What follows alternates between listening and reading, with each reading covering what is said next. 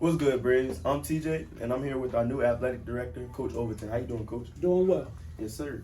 So I heard that you graduated from Indian River High School. What year was it? It was 1996. It was a outstanding, beautiful year. A lot of school spirit going on here. We won the state championship in Yes, football, sir. as you can see right there, one of my posters. And also, we were the runner-up in basketball. So it was a pretty good year that year. I take that back, semifinalists in basketball that year. So did you ever think you would become a teacher or even athletic director? Quite honestly, yes. I had a vision when I was 17. I had my oldest daughter was conceived when I was a junior in high school. So I set forth a lot of goals that I would want to attain to make sure I can take care of her. In addition, I had a good role model in my brother. My brother's 5 years older than me, and I just mirrored and copied a lot of things that he did. And when he graduated high school, he went on to Tidewater Community College and started pursuing to become a physical education teacher. Now, ironically, he didn't finish. Little bro finished first, but again, he gave me the inspiration to want to do that. Yes, sir. So it definitely takes a lot of patience, huh? Absolutely. So Absolutely. how would you explain the importance of patience?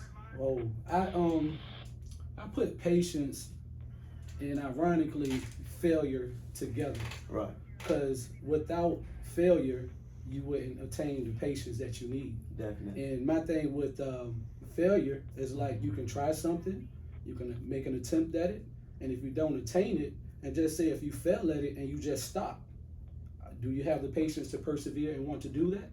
I don't think so. Right. So again, when you fail at something, to me, failure is a lesson, and within that lesson, it requires a lot of patience. And absolutely, patience is a virtue. Definitely. So, as you said, it's a lesson. So, what's one lesson that you learned from coaching that you would advise all your coaches on the staff to use? Well, one lesson that I learned with coaching is that in particular to the athletes or just in general anything with your question. And anything. Oh, well, and I relate this to athletes. One lesson that I learned with coaching is give the kids a second chance.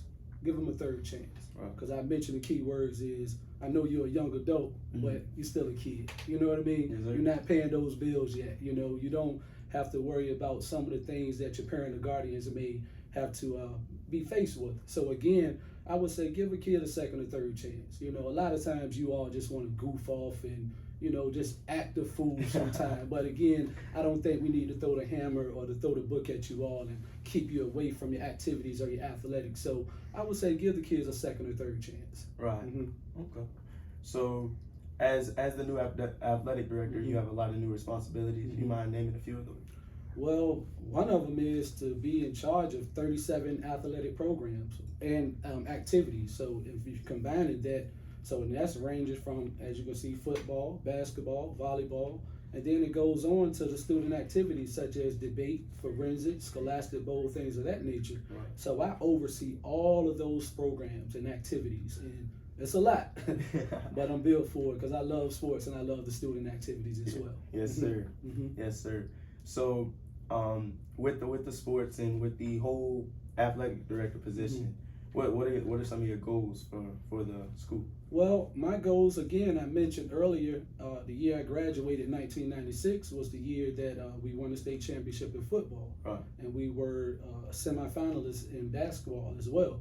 So I want to bring that tradition back. I would look for, one of my main goals is for guys to be athletes and females. So when I say athletes, student athletes across the board. Right. Don't put all your eggs in the basket with one sport.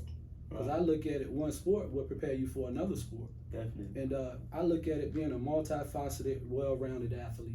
If you look at some of the athletes that are on a higher level, NFL, NBA, like I just watched something on LeBron James last night where they talked about LeBron James could have possibly played football. I'm like, with his 6'9" self, I don't know about that, but he had the athletic tools to do it. Right. And ironically, LeBron James did play football in high school. Right. So again, I would want to promote, and a goal of mine is for the student athletes to become well-rounded athletes across the board, and don't put all your eggs in one basket with one sport. Definitely. Thank you, Coach.